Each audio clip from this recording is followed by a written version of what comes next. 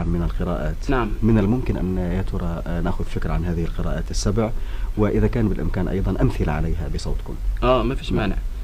هي القراءات السبع، القراء السبعة يعني. نعم. اللي هم متواترين من أيام الرسول. نعم. نافع المدني. نافع المدني. وابن كثير المكي. نعم. وأبو عمرو البصري. نعم. وابن عامر الشامي. نعم. وعاصم وحمزة والكسائي من الكوفة. نعم.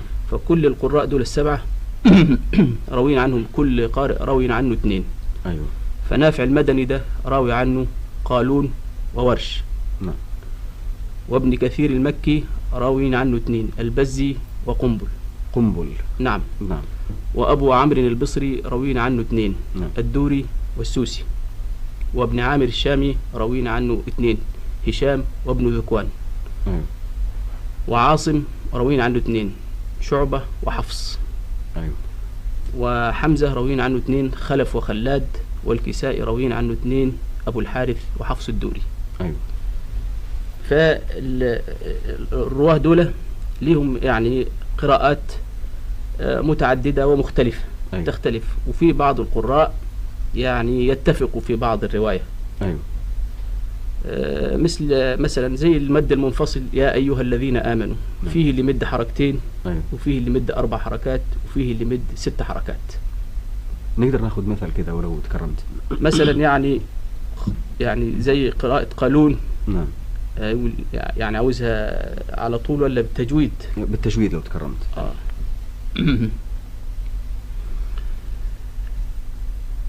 أعوذ بالله من الشيطان الرجيم. بسم الله الرحمن الرحيم.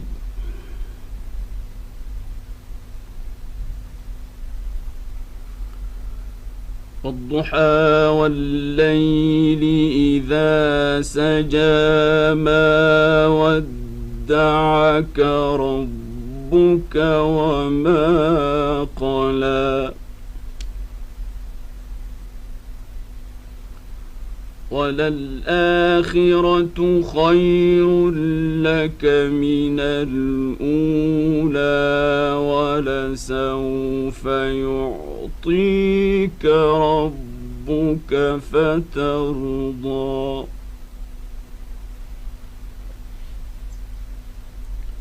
دي رواية حفص. نعم. وفي أغلب القراء يعني بيتفقوا معاه فيها. أيوة. أو أغلب الرواة. نعم.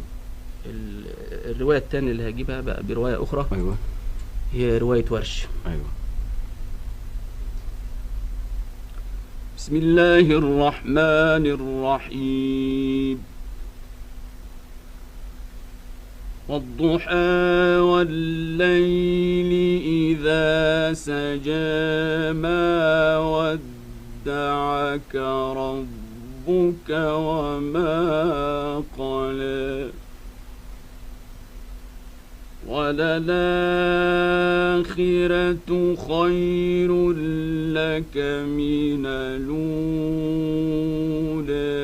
ولسوف يعطيك ربك فترضى.